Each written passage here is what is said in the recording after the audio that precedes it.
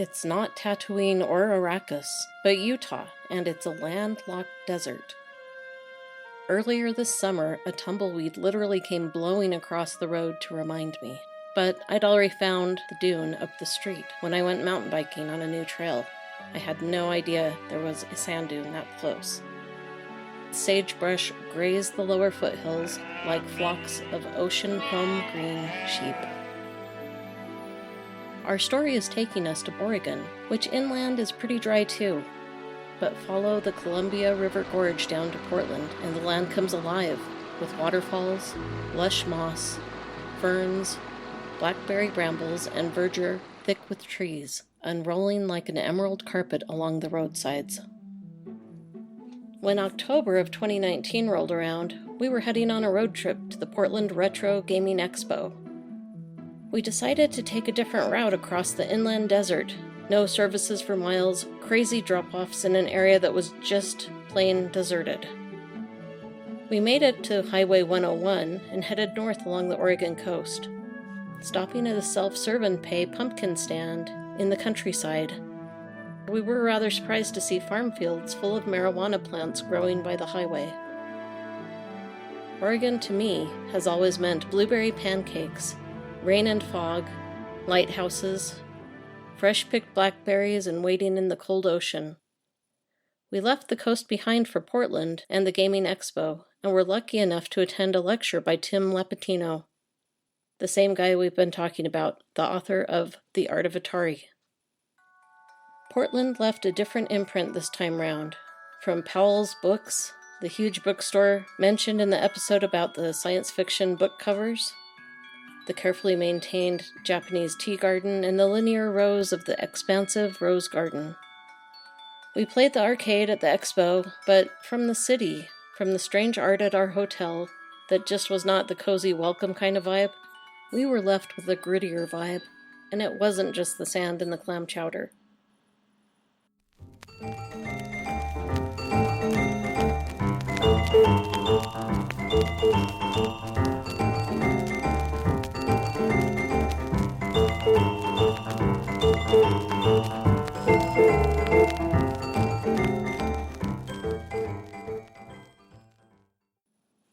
Welcome to the Whispering Gallery, and part 2 of Searching for the Phantom of the Arcade. In our last episode, we searched for the elusive path that was the development of computer graphics and video game images. And later, we dug into image file types and the excavation of the ET video game cartridges from the landfill in New Mexico. Join me for 2 more tales of Atari game cartridge box cover art before we spelunk into arcade's past to find the scary urban legend of the Polybius coin-op arcade game. Why is it so scary? Why does it even get a second look? The story is a sampling of a couple of things that got turned into something they weren't, via the magic of storytelling. Kind of another bridge to the imagination.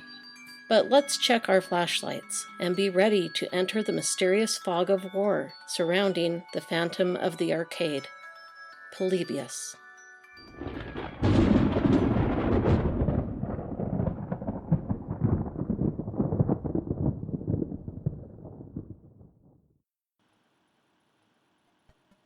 The 2 Atari art stories that we have remaining are listed on Instagram, and I don't have Tim's book in front of me right now, so I'll summarize.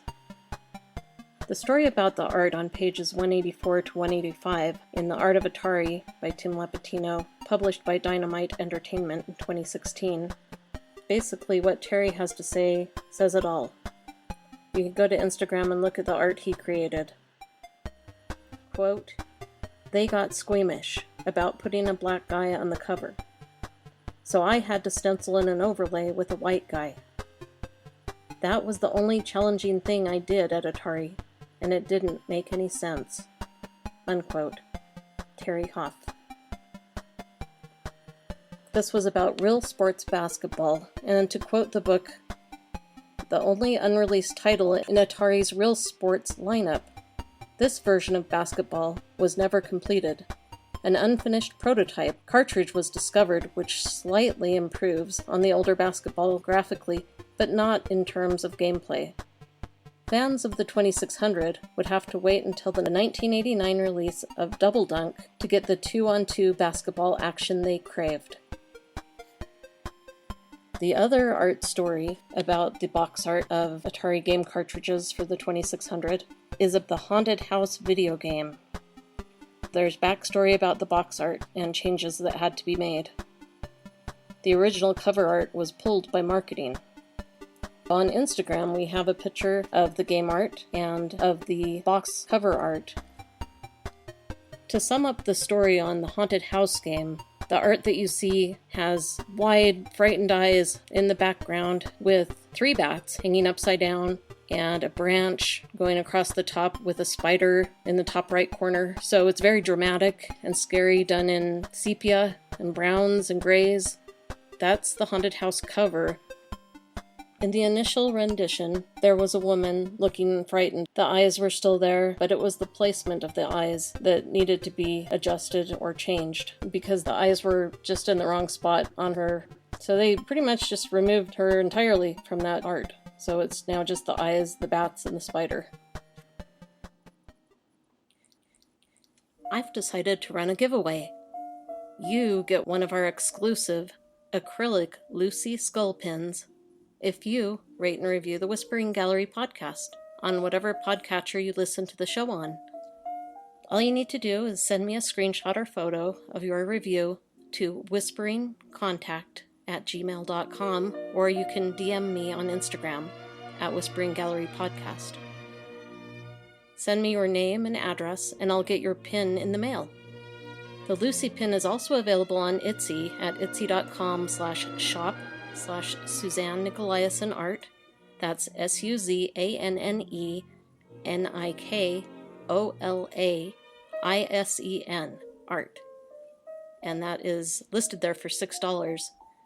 You're getting a free pen if you rate the show. Please note, I'll ship within the US, and if shipping is under $5, I'll try to send the pen worldwide.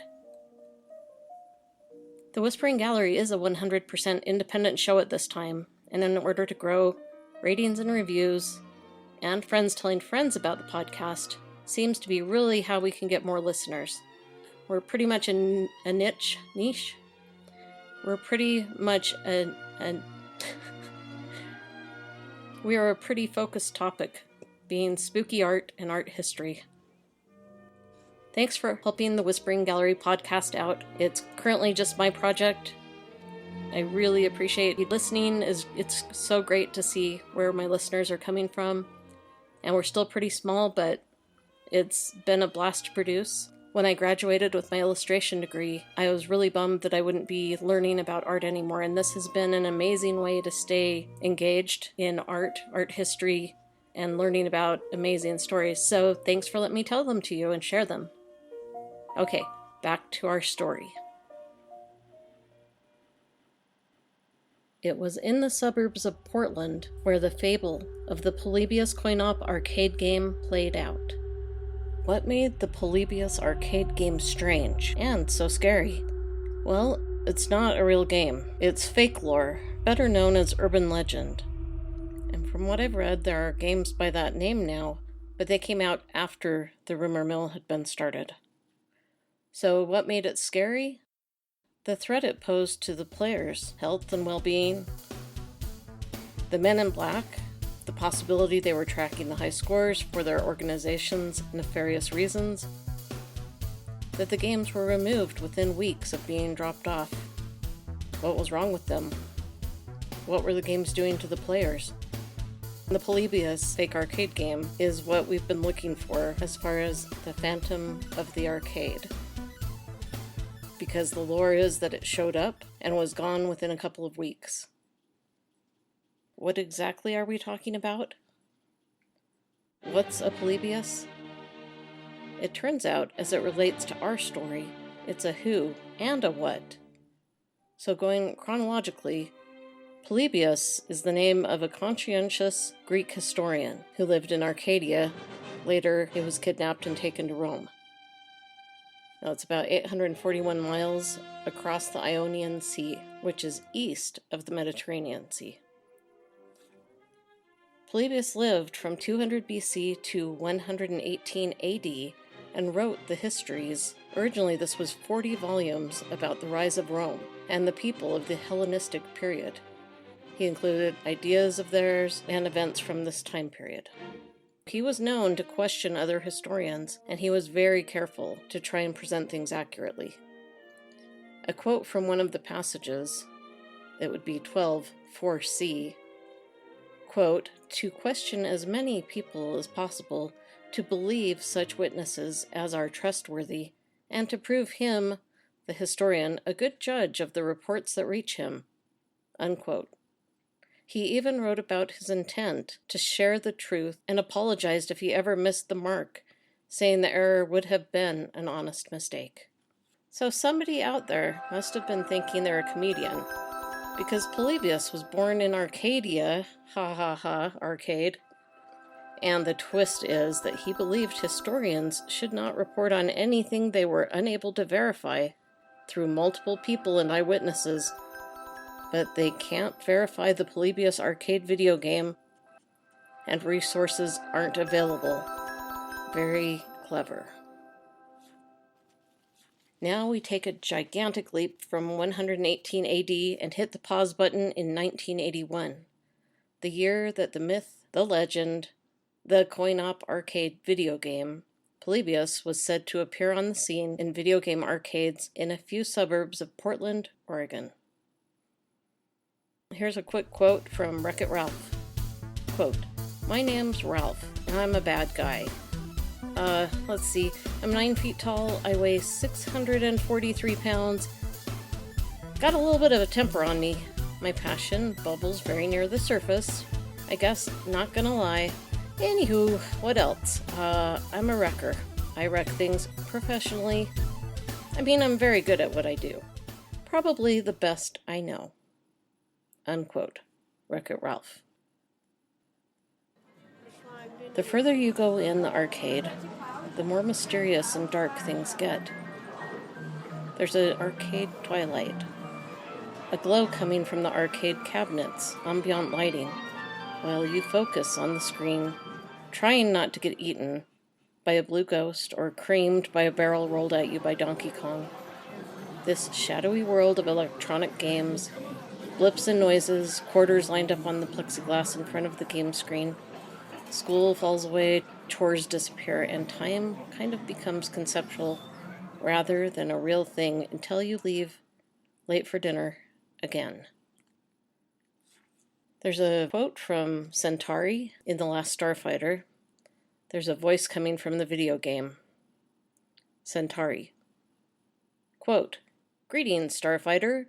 You have been recruited by the Star League to defend the frontier against Zur and the Kodan Armada." Unquote. We continue on the what part of Polybius, the who part being the historian, and the what is the phantom game. Long ago and far away, 1981, the year Lady Spencer married the prince, MTV got started in the US, and Coca-Cola and Pepsi arrived in China. There's a story that tells of a coin-op arcade video game called Polybius that was dropped off in a few arcades in the suburbs of the City of Roses, Portland, Oregon. The story of Polybius has evolved to include the company that developed it, that was supposedly known as Sinneslöschen, which from German to English translates to senselessness, as per Google. I read from another source that Sinne means sense and Löschen means to delete or extinguish, as separate words, which does sound worse. It could all be in the translation. At the arcade, long lines supposedly formed to play the Polybius game. Was this game addictive? In following the story, the players experienced side effects like amnesia, insomnia, night terrors, hallucinations, and psychoactive side effects. So what is psychoactive? in Scientific American's article, 9 Things That Matter About Psychoactive Drugs, by Lloyd I. Sederer on May 8th of 2018, it reads, "Psychoactive drugs chemically alter the brain and change the way we feel, think, perceive, and understand our world. They are ubiquitous: alcohol, cannabis, opioids, tobacco, stimulants, sedatives, and hallucinogens, to name a few. Men in black are reportedly men that often show up after a UFO encounter wearing black suits and possibly working for the government or other groups to keep things secret and on the down low. They supposedly showed up to gather data stored on the Polybius game machines. The men in black were reported in stories surrounding the Mothman sightings in Point Pleasant, West Virginia, for example. The Urban Dictionary defines men in black as follows: usually refers to members of the FBI, CIA, NSA, or any members of other covert government-run or paramilitary organization, or the organizations themselves. These organizations are sometimes involved with extraterrestrial or otherworldly matters. Members of these organizations usually wear black suits, drive black cars or SUVs, provide little if any information to members of the general public, and act in a mostly unpredictable and paranoid manner. 2. The government itself, usually used in a conspiratorial sense. 3. Any covert group.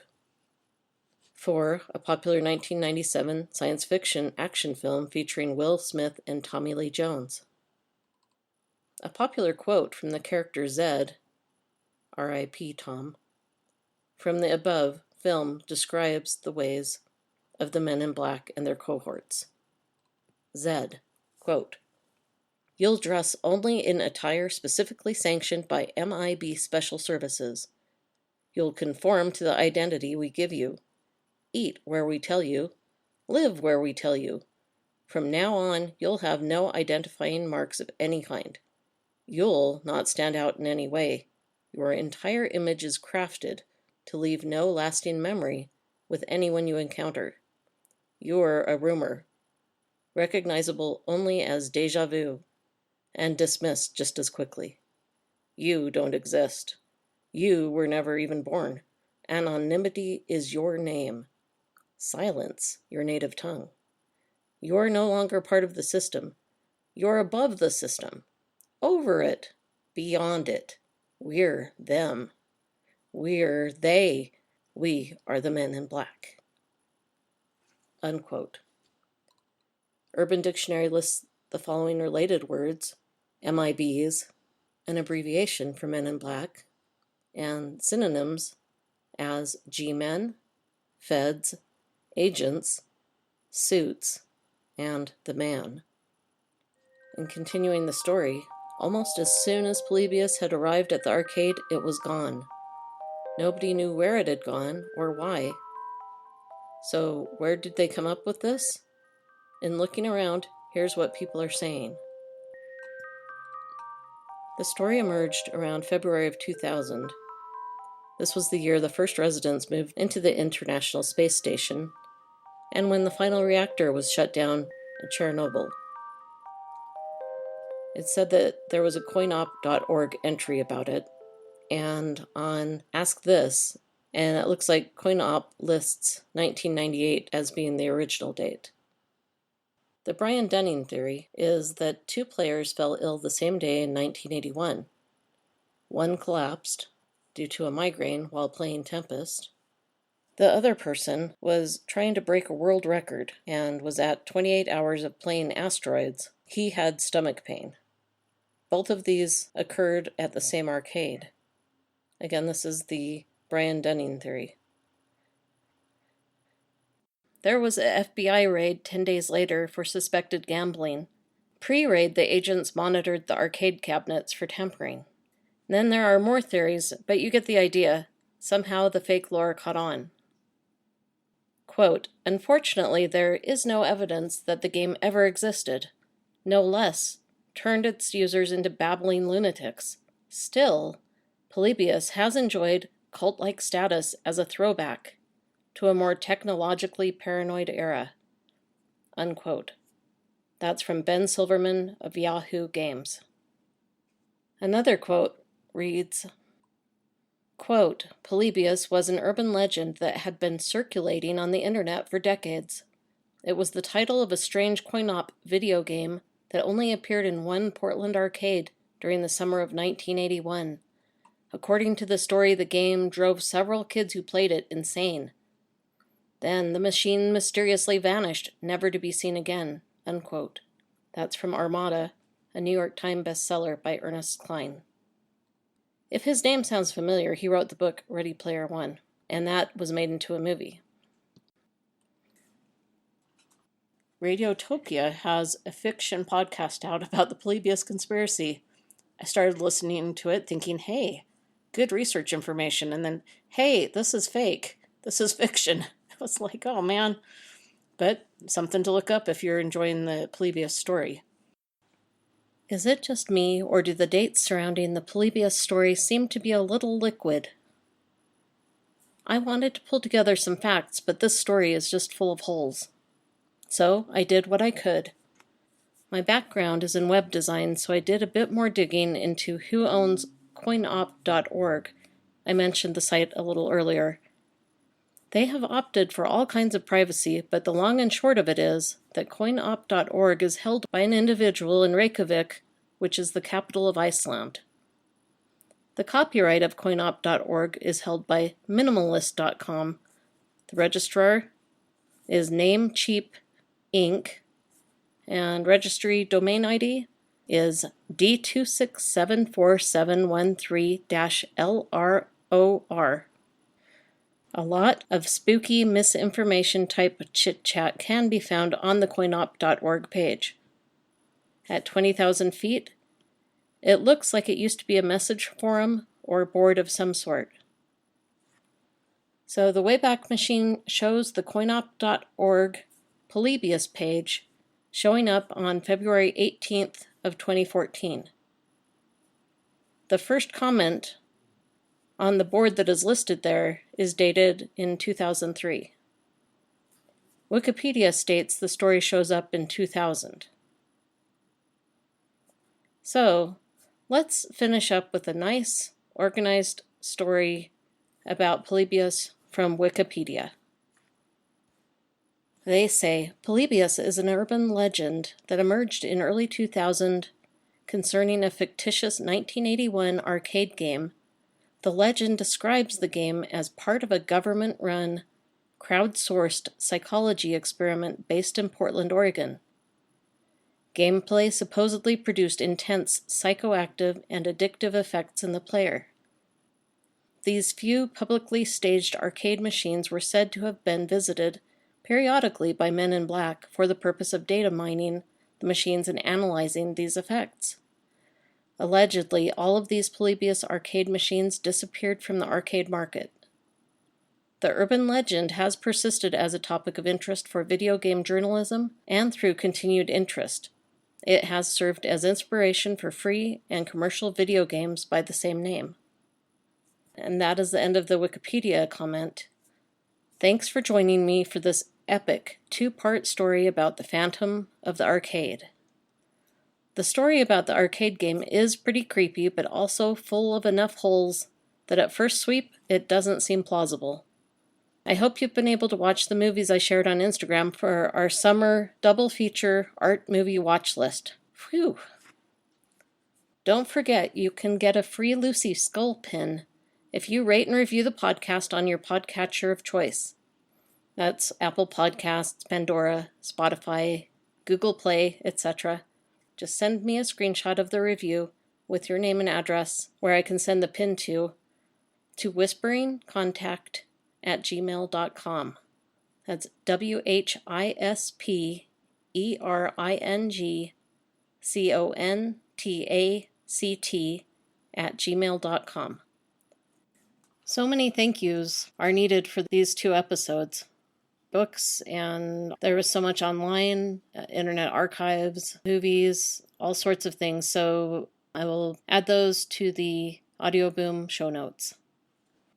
Thank you so much for wandering the digital twilight with me, discovering crazy stories about early digital art, and the spooky what if about the Polybius legend.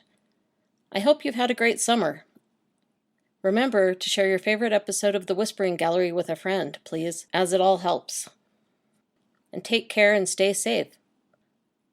And remember to keep your sketchbook at hand, your flashlight close, and your spooky art stories closer. I'll be back with another spooky art story soon.